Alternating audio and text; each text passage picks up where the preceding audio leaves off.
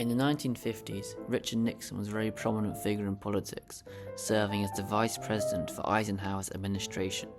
He had run for president in 1960, but would lose to JFK. In 1962, he would lose the California gubernatorial race, and it looked like his political career was over.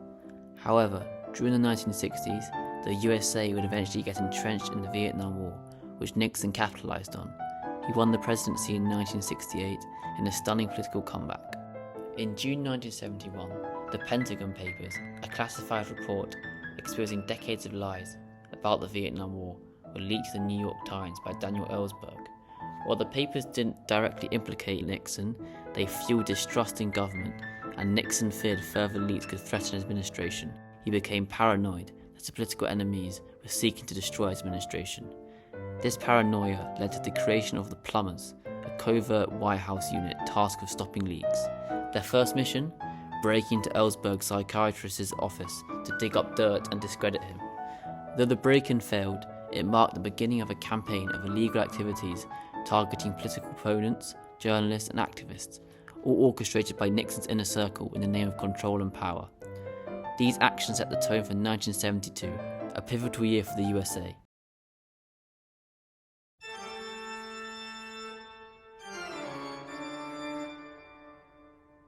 The Vietnam War dominated headlines, and the USA were gearing up for one of the most consequential elections in its history. But what began as a quest for re-election would soon spiral into one of the most infamous scandals the world has ever seen. This is the story of how a break-in in a Washington DC office building shook the very foundations of American democracy.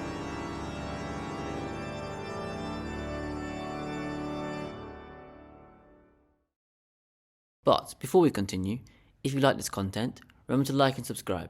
It's completely free and helps make more videos like these for you guys. Thanks, let's get back to the video. So, the Vietnam War was dragging on, with many people staging anti-war protests, and the USA were wasting billions of dollars on a war that they claimed were not winning. The 1972 election was drawing nearer, with two candidates having very stark visions for the future of the USA. Richard Nixon, the Republican president, and George McGovern, the Democratic senator from South Dakota. Nixon promised law and order and peace in Vietnam, and McGovern spoke about a complete withdrawal from Vietnam and radical social reforms. His critics were fearful that he was too radical, and his campaign struggled to receive mainstream support. As a result, on election night, it was an utter landslide for Richard Nixon, winning 49 out of 50 states. And when I say landslide, I mean an absolute landslide. Florida, Nixon. Michigan, Nixon. California, Nixon. Texas, Nixon. Massachusetts, Nixon. Oh no, sorry, wait. That was McGovern, but I think the point has been made. And so, you might be asking yourself, where is the scandal? Was it that he won 49 out of 50 states?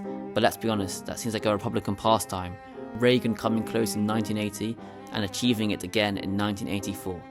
At least Nixon left McGovern, Massachusetts. Reagan didn't even leave Mondale a participation trophy. And I want you to know that also, I will not make age an issue of this campaign. I am not going to exploit, for political purposes, my opponent's youth and inexperience.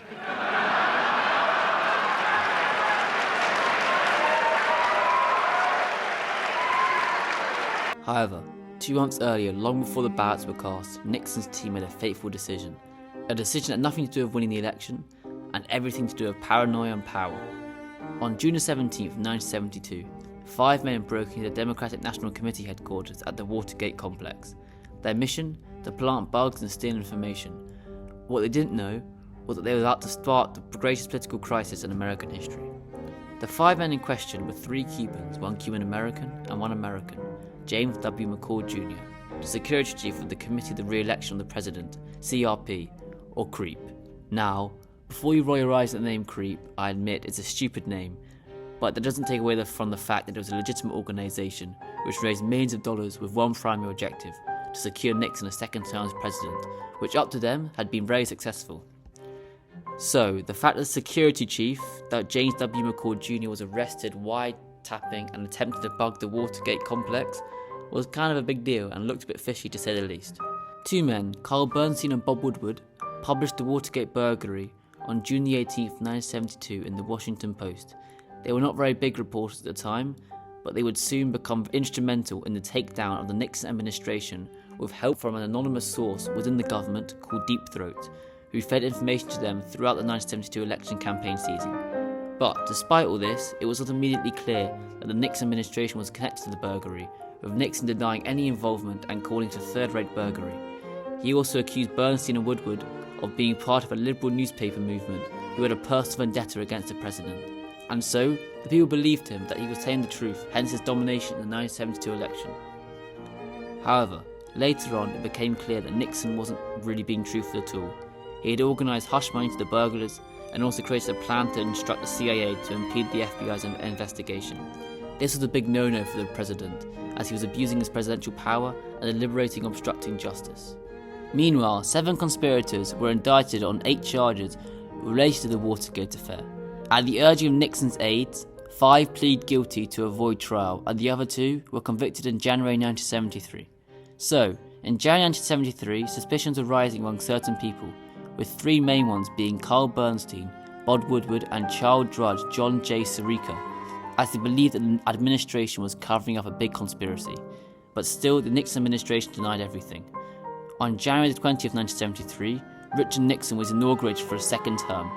But on March 17th, 1973, Watergate burglar McCord Jr. wrote a letter to Judge John Sirica where he claimed that some of his testimony was perjured under pressure and that the burglary was not a CIA operation, but had involved other government officials, thereby leading the investigation to the White House. On 23rd of March 1973, the McCord letter was made public by John Sirica in open court at McCord's sentencing hearing. In the middle of April, the president nervously announced that his own investigations had determined that no one in his administration presently employed was involved in this very bizarre incident. On May 17, 1973, the Senate Watergate Committee, chaired by Senator Sam Ervin, began its televised hearings, which would become one of the most popular events in TV history, with 35 million people watching the hearings at one time over the 15 months. On May 19, 1973, independent special prosecutor Archibald Cox was appointed to oversee the investigation into possible presidential impropriety. On June 25, 1973, John Dean's testimony established that Nixon had been the prime mover behind the scandal and the cover-up. Now, Nixon was really in trouble. At least that's what I thought, but still the people greeted this news with skepticism, as it was seeming an aide's word against the president. However, this was all about to change when Alexander Butterfield, formerly of the White House staff, disclosed on July 16th that all conversations in the president's office had been secretly recorded by tape. On July 18th, 1973, 2 days after this massive disclosure, Nixon had all White House tapes disconnected, which clearly illustrated that he had some sort of involvement that he didn't want people to know about. He argued that he had presidential privileges, and so he didn't have to pass over the tapes. But on October 19th, 1973, Nixon did offer a compromise, where he asked John Sternis, the Senator of Mississippi, to review and summarise the tapes for Archibald Cox, but Cox refused. On October 20th, 1973, a day that would eventually be called the Saturday Night Massacre, Nixon asked both Elliot Richardson and Ruckelshaus to fire Special Prosecutor Ricks. They both refused to comply and resigned. Bork considered resigning, but carried out the order and fired Archibald Cox. Now, when a population starts to get annoyed at their leader, what do they normally do? They protest, and that's exactly what the country did.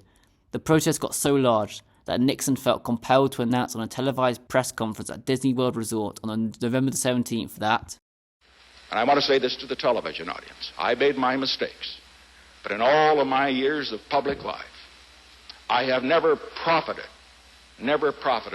from public service. I've earned every cent.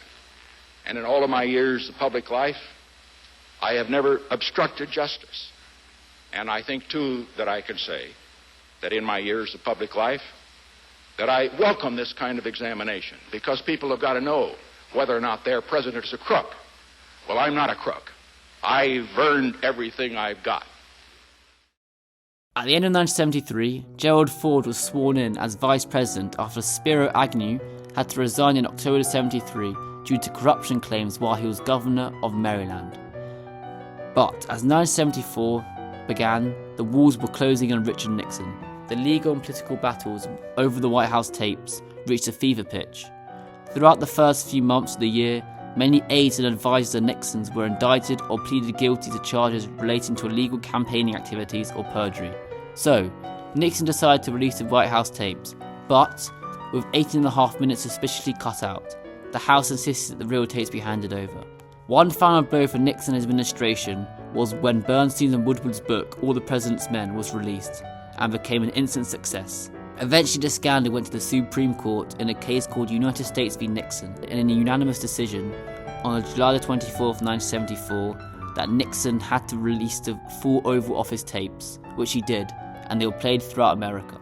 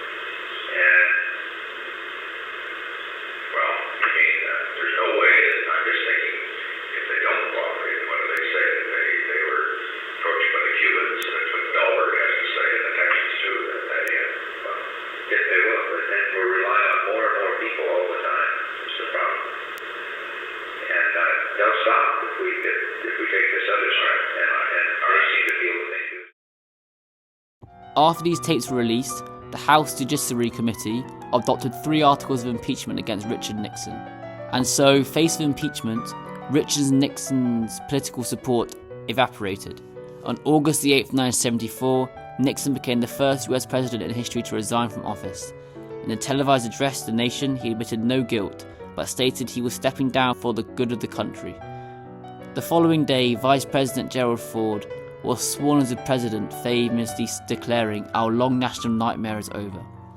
1 month later, Ford, the most forgettable president in US history, granted Nixon a full pardon for any crimes he may have committed while in office, a decision that greatly divided the nation. In the 1974 midterm elections, the Democrats would make huge gains in both the House of Representatives and the Senate. Gerald Ford would go on to lose the next election against Jimmy Carter in 1976. The Watergate Scandal left a profound and lasting impact on American politics, exposing the dangers of unchecked power and eroding public trust in the government. It remains a cautionary tale for how paranoia and the abuse of authority can undermine democracy. So, this was the story of Watergate, a moment when the actions of a few sought to undermine the foundations of democracy, but ultimately proved that no one, not even the president, is above the law.